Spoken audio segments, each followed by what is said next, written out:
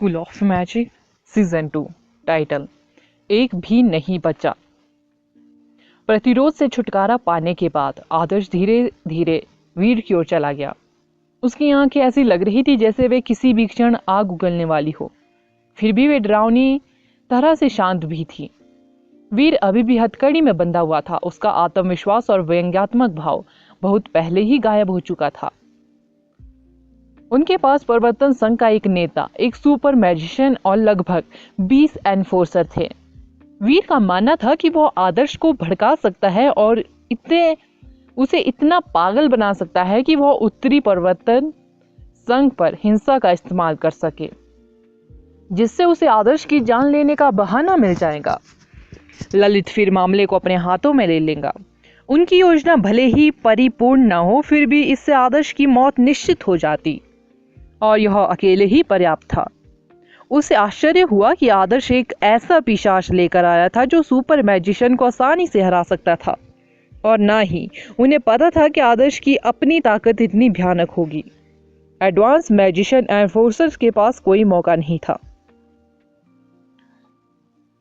आदर्श मुझे परिवर्तन संघ के लिए काम करने वाला माना जाता है। मैं आपको वादा कर सकता हूँ कि आपके पिता बिल्कुल ठीक है। ललित सिर्फ आपको डराने की कोशिश कर रहा था, लेकिन अगर आपने मुझे मार दिया तो परिवर्तन संघ आपको आसानी से माफ नहीं करेगा। वीर ने तुरंत अपनी जान की भीख मांगी जब उसने आदर्श से आने वाले मजबूत जानलेवा मंशा को महसूस किया।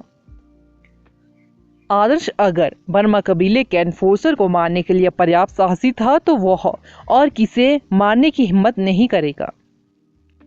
वीर, तुम्हें पता होना चाहिए कि तुम मेरी हत्या सूची में सलान के बाद दूसरे स्थान पर हो, इसलिए तुम मुझे उन तुच्छ शब्दों से समझाने की कोशिश मत करो। बस मौत का सामना करने के लिए तैयार हो जाओ। आदर्श ने एक और कदम आगे बढ़ाया। जब किसी व्यक्ति के मन में सिर्फ एक ही विचार होता है तो उसका ध्यान सामान्य से कहीं ज्यादा मजबूत होता है। आदर्श की इच्छा शक्ति ने वीर को पूरी तरह से घेर लिया था। उसने खून से लथपथ आंखों से एक भयंकर दहाड़ लगाई। मर जाओ! आदर्श की आवाज बहरा कर देने वाली थी। उसकी मजबूत हत्यारी इच्छा शक्ति ने वीर के शरीर में बेतहाशा प्रवेश किया। यह अनगिनत ब्लेड की तरह था जो आसानी से दुश्मन को टुकड़े टुकड़े कर सकता था, या एक प्रतिशोधी हथौड़ा या एक जंगली तूफान। आदर्श की इच्छा शक्ति ने वीर को दहाड़ते ही तहस नहस कर दिया। वीर का शरीर फट गया, जिसमें उसका सिर भी शामिल था। विस्फोट से ठीक पहले वीर का चेहरा डर से भर गया था। वह आज तक अपनी आखिरी सांस तक जीवित रहा था। वह किसी और से ज्यादा जीना चाहता था, लेकिन उसने खुद को राक्षस के सामने पेश कर दिया। उसे अपने फैसलों पर बेहद पछतावा हुआ, लेकिन अब इससे कोई फर्क नहीं पड़ता था। उसकी आंखें, हाथ, हड्डियां और अंग जगह जगह बिखर गए। गाढ़ा खून हवा में फैल गया और धीरे धीरे नीचे गिरने लगा। कुछ आदर्श पर भी गिरा। 2 वीर को टुकड़ों में चीरने के बाद, उसके गंदे खून की गंध महसूस करने के बाद, आदर्श आखिरकार अपने दिल में छिपी नफरत को बाहर निकालने में सक्षम हो गया। कम से कम वह आखिरकार यह याद करना बंद कर सकता था कि कैसे समर्थ ने राख में जलने की भीख मांगी थी। जिस तरह से उस कमीने की मौत हुई, उससे आदर्श की उसके प्रति नफरत का पता चलता है। वह काउंसिलमैन कौन था जिसने वीर को परिवर्तन संघ में शामिल होने की अनुमति दी? आदर्श ने गगन को देखा, जिसने लड़ाई में भाग नहीं लिया था, ना ही एक भी शोर मचाया था। अगर वीर जैसे पापी व्यक्ति को जीवित रहने दिया गया तो यह समर्थ के लिए एक बहुत बड़ा अपमान होगा, जिसने ब्लू डिकन्स का नाम पता लगाने के लिए अपना सब कुछ दांव पर लगा दिया था। अगर उसके जैसे अक्षमय व्यक्ति को भी उसके पापों के लिए दंडित नहीं किया गया तो आदर्श परिवर्तन संघ के विपरीत पक्ष में खड़ा होगा। मास्टर, मैंने उसके शरीर की हर हड्डी तोड़ दी है, जिसमें उसकी उंगलियां भी शामिल है। मैंने उसकी नसें भी खींच ली है। मैंने उस पर मैजिक कर दिया है ताकि वह बेहोश ना हो, ताकि वह अपने शरीर के हर इंच से आ रहे दर्द को साफ साफ महसूस कर सके। बोला, जमीन पर उतरा और ललित को आदर्श के पैरों के ठीक सामने गिरा दिया। ललित का चेहरा विकृत हो गया था, मुख्यतः दर्द के कारण, लेकिन आदर्श पर उसके गुस्से के कारण भी। वह परिवर्तन संघ का नेता था, उत्तरी परिवर्तन संघ का प्रभारी व्यक्ति। यहाँ तक कि एक पार्षद को भी उसके साथ ऐसा करने की अनुमति नहीं थी। उसकी सारी हड्डियां टूट चुकी थी, उसकी नसें खिंच चुकी थी। वह उस दर्द को भी कभी नहीं भूल पाएगा जो उसने महसूस किया था, और उसने कसम खाई कि वो आदर्श को उससे 10 गुना या 100 गुना ज्यादा तकलीफ देगा जो उसने झेली थी। आदर्श, उसकी जान बख्श दो। मैं तुम्हारे पिता को देखने गया था, वह ठीक है, उन्हें चोट नहीं लगी है, वह बस थोड़े सदमे में है, नाइटहॉक ने उसे सूचित किया। मुझे उनके पास ले जाओ, आदर्श ने कहा। क्या आप अपने दोस्त से कह सकते हैं कि वह ललित को जाने दे? इस दर पर तो वह मर ही जाएगा, नाइटहॉक ने कहा। आदर्श ने नाइटहॉक को कोई जवाब नहीं दिया, बोला, मुस्कुराया और ललित को अपने साथ ले गया। उसका इरादा उस आदमी को किसी को देने का नहीं था। बोला उस आदमी को आदर्श की अनुमति के बिना जाने नहीं देगा। उसके साथ क्या होने वाला था यह बेसिक रूप से विक्रम की स्थिति पर निर्भर करता था। ललित को उम्मीद थी कि उसने विक्रम के साथ कुछ नहीं किया होगा, अन्यथा वह निश्चित रूप से आदर्श को फिर से क्रोधित कर देगा। सच तो यह है कि जब आदर्श गुस्से में था तो बोला भी उससे काफी डर गया था। यहाँ तक कि उस आदमी ने ग्रीक के मौत के देवता हेला को भी टुकड़े टुकड़े कर दिया था। इन मूर्खों ने आदर्श के अंदर सोए हुए राक्षस को क्यों चुनौती दी? ओह, शायद इन मूर्खों को अभी भी यह पता नहीं था कि यह युवक पार्थिन मंदिर में अराजकता के लिए जिम्मेदार था। आदर्श परिवर्तन संघ के मुख्यालय में गया। उसने देखा कि नाइटहॉक का आदमी विक्रम की मदद करते हुए मुख्य हॉल में जाते ही बाहर आ गया। विक्रम पहले से ज्यादा स्वस्थ दिख रहा था, लेकिन वह बेहद थका हुआ था। उसके होंठ सूखे हुए थे, उसकी आंखों के नीचे बहुत ज्यादा डार्क सर्कल थे, उसकी आंखें चौड़ी थी और वह उलझन में और थोड़ा घबराया हुआ लग रहा था। वह एक साधारण आदमी था जिसने कोई मैजिक नहीं सीखा था। भले ही वह शारीरिक रूप से घायल नहीं था, आदर्श का मानना था कि ललित ने उसे मानसिक रूप से प्रताड़ित किया था। विक्रम अंततः थोड़ा शांत हो गया जब उसने आदर्श को देखा। वह जल्दी से आदर्श के पास गया और कहा, उन्होंने मुझे बताया कि तुम बेहद बड़ी मुसीबत में हो। तुमने किसी को मार दिया है? यह देखकर बहुत अच्छा लगा कि तुम ठीक हो। आदर्श के दिल में भरा गुस्सा तुरंत गायब हो गया और व्यंग्यपूर्ण मुस्कुराया। पापा, आपको अपने बारे में चिंता करनी चाहिए, मैं ठीक हूँ, लेकिन किसी को इसकी कीमत चुकानी होगी, आदर्श ने कहा। वह चीजों को इतनी आसानी से जाने देने का इरादा नहीं रखता था। आदर्श, मैं भी ठीक हूँ, वीर ने आकर मुझे कुछ बाढ़ डरा दिया, उन्होंने मुझे कोई नुकसान नहीं पहुंचाया। चलो इसे भूल जाते हैं, चलो मामले को और खराब नहीं करो। विक्रम नहीं चाहता था कि आदर्श कुछ भी अतिवादी कदम उठाए।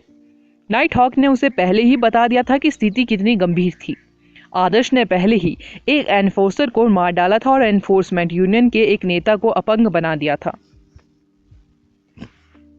वह अपने बूढ़े पिता के अपहरण के लिए जिम्मेदार लोगों से निपट चुका था। अब मामले को और बढ़ाने की जरूरत नहीं थी। पापा, सच कहूँ तो मैंने सेना, मैजिक एसोसिएशन, सरकार और देश के लिए बहुत कुछ किया है। मैंने कई बार अपनी जान जोखिम में डाली है और मैंने उनसे कभी कुछ नहीं मांगा। मैं बस इतना चाहता था कि जब मैं दूर रहूं तो वे आपका ख्याल रखें, ताकि शैतान नगरी और मेरे दुश्मन आपको कोई नुकसान ना पहुंचाए, लेकिन वे अपना वादा भी नहीं निभा सकते। सेना, बर्मा कबीला, परिवर्तन संघ, मैं हर उस व्यक्ति को माफ नहीं करूंगा जो इससे जुड़ा है। कुछ लोगों को मारना आदर्श के लिए अपना गुस्सा निकालने के लिए काफी साहस नहीं था। आदर्श, विक्रम ने आह भरी। जो लोग मरने के लायक थे वे पहले ही मर चुके थे। विक्रम वास्तव में नहीं चाहते थे कि आदर्श इससे आगे कुछ कदम उठाए। हालांकि आदर्श के रवैये को देखते हुए उन्हें पता था कि वो अपने बेटे का मन नहीं बदल सकते। पापा, ऐसी चीजें हैं जिन्हें हमें सहन नहीं करना चाहिए। जितना अधिक हम सहन करते हैं उतनी ही अधिक निराशा होती है।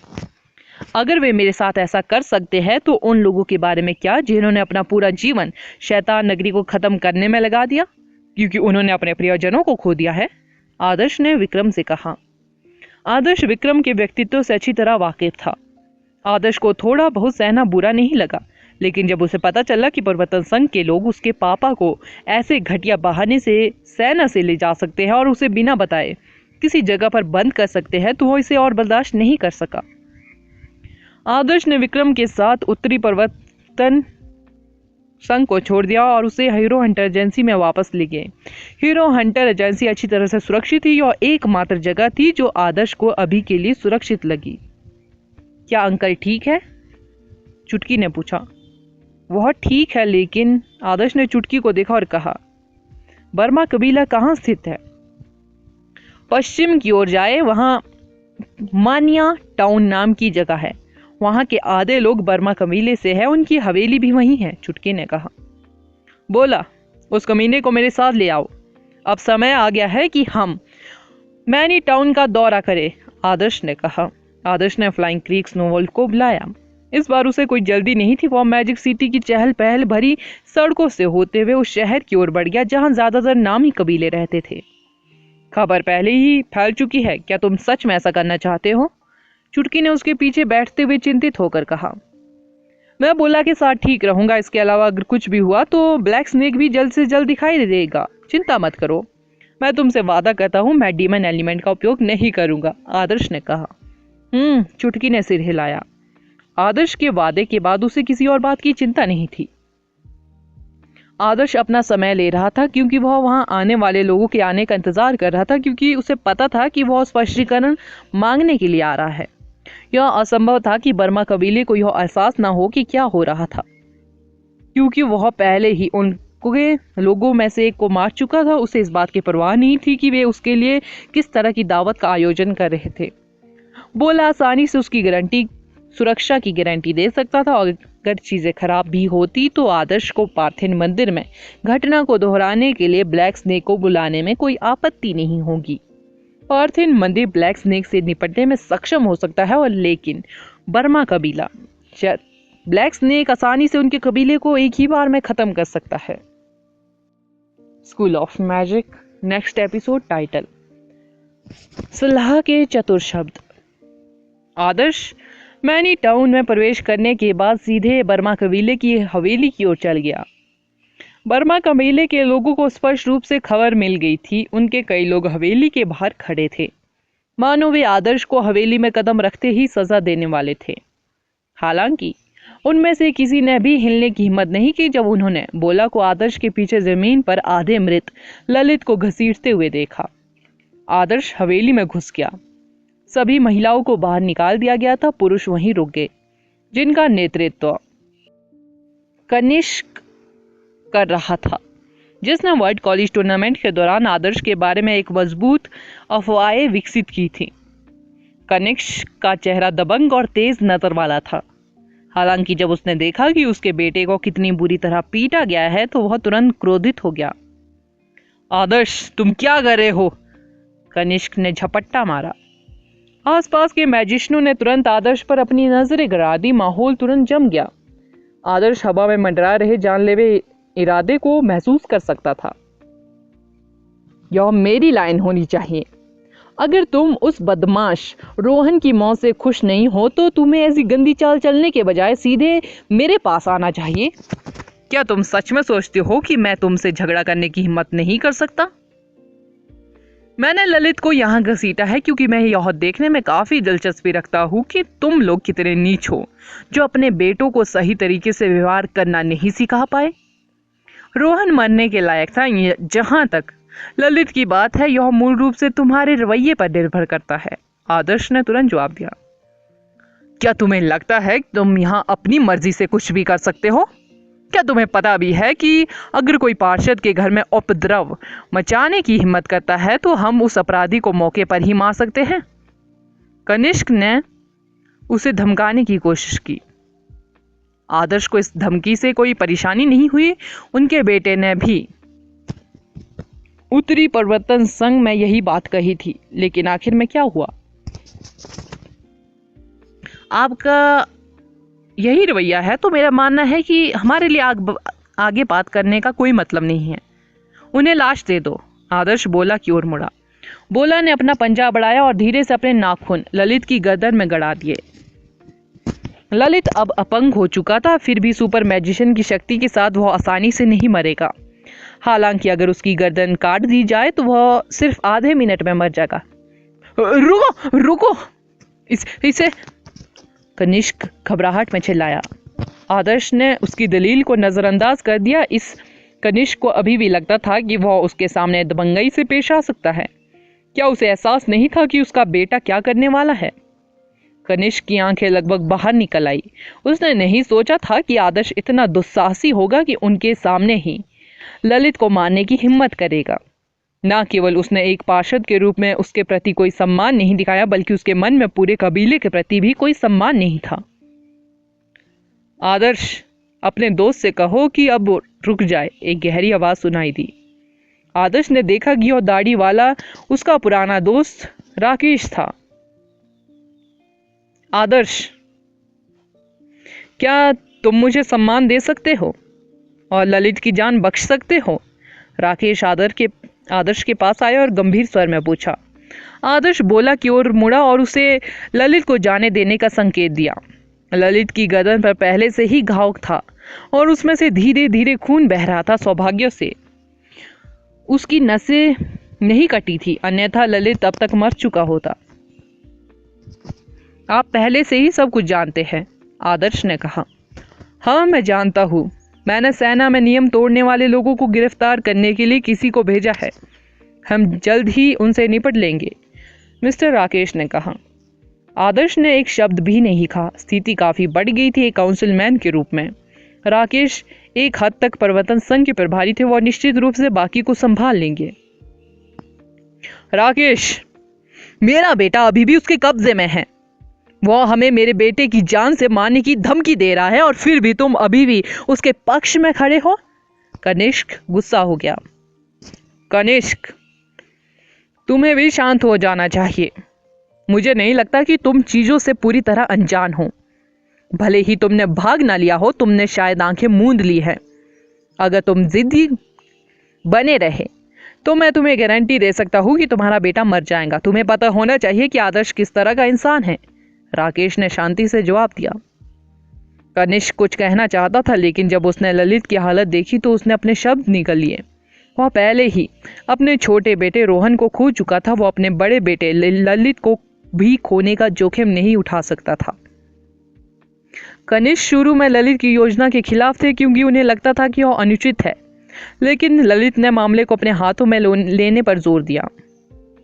वह पहले से ही जानता था कि आदर्श को खत्म करने के बाद ललित मुश्किल में पड़ जाएगा, लेकिन न केवल योजना विफल होगी बल्कि ललित की जान भी अब आदर्श के हाथों में थी।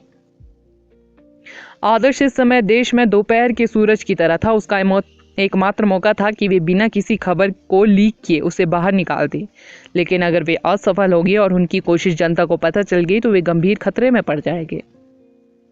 इस बार उनका बर्मा कबीला सचमुच ही मुसीबत में था।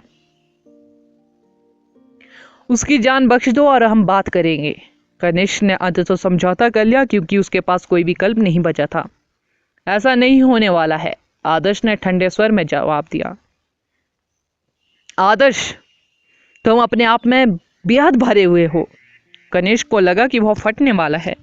काउंसिलमैन होने के बावजूद उसने अपनी आवाज पहले ही कम कर ली थी। इस मूर्ख को और क्या चाहिए था? अगर वह अपनी जिद पर अड़ा रहा तो दोनों पक्षों के लिए अच्छा नहीं होने वाला था। राकेश यह देखकर अवाक रह गए कि दोनों कितने गुस्से में थे। उसने आदर्श को एक तरफ खींच लिया और कहा, सेना में जिन लोगों को गिरफ्तार किया गया है वे सबसे अधिक संभावना यह कबूल करने जा रहे हैं कि उन्हें ललित ने रिश्वत दी थी। उत्तरी परिवर्तन संघ के लोग भी इस बात की गवाही देंगे कि कैसे ललित ने अपनी शक्तियों का दुरुपयोग किया और आपके पिता को धमकाने के लिए शैतान नगरी के एक सदस्य का इस्तेमाल किया। इन आरोपों के आधार पर ललित अपना बाकी जीवन जेल में बिताने जा रहा है। अगर आप उसे अभी मार देते हैं तो यह एक पल में खत्म हो जाएगा।